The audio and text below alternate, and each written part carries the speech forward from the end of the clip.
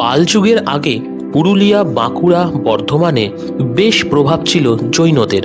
সেই সময় বাংলায় প্রতিষ্ঠিত হয়েছিল বেশ কিছু জৈন মন্দির। তেমনই একটি মন্দির হল পূর্ব বর্ধমান জেলার আজাপুরের দেউলিয়ার এই 7 দেউল। বর্তমানে এখানে আর 7টা দেউল নেই, আর কোনো দেবদেবীও নেই। শুধু রয়েছে একটি মাত্র জরাজীর্ণ দেউল, আর সাথে রয়েছে বহু প্রাচীন ঐতিহ্য। আর্কিওলজিক্যাল সার্ভে অফ ইন্ডিয়ার অধীনে থাকা এই দেউলটি 10ম শতাব্দীর বলে মনে করা হয়। এই দেউলটি প্রায় 1000 বছরেরও বেশি পুরনো। এই মন্দিরটি উড়িষ্যার দেউল বা রেক দেউল শৈলীর সাথে সাদৃশ্যপূর্ণ, যা বাংলার প্রাচীনতম মন্দির স্থাপত্যগুলোর মধ্যে অন্যতম।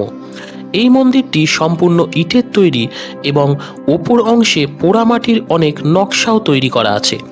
এছাড়াও ওপরের অংশটি হল পঞ্চরথ শৈলীর, অর্থাৎ দেওয়ালের প্রতিটি দিকের ওপর 5টি বিভাজন বা খাঁজ রয়েছে।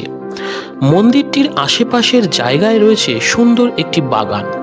এই 7 দেউল মন্দির আর বাগানটি সকাল 9টা-10টা নাগাদ খোলে আর বিকেল 5টা-6টা পর্যন্ত খোলা থাকে।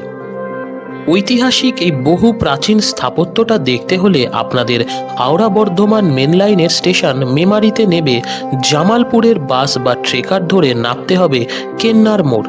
সেইখান থেকে টোটো বা অটো করে পৌঁছে যেতে পারবেন এই জায়গায়, অথবা হাওড়া বর্ধমান কর্ড লাইনের স্টেশন মশাগ্রাম বা চাঁচাইতে নেবে টোটো করে চলে আসতে পারবেন এই জায়গায়। আজকের ভিডিওটি এই পর্যন্তই। ফিরবো আগামীকাল আরও একটি মন্দির বা ঐতিহাসিক স্থাপত্যের ভিডিও নিয়ে। আর যদি এই ভিডিওটি ভালো লেগে থাকে তাহলে প্লিজ লাইক, কমেন্ট আর শেয়ারটা কিন্তু অবশ্যই করে দেবেন। আর চ্যানেলে যদি নতুন হন তাহলে প্লিজ সাবস্ক্রাইবটাও কিন্তু করে রাখবেন।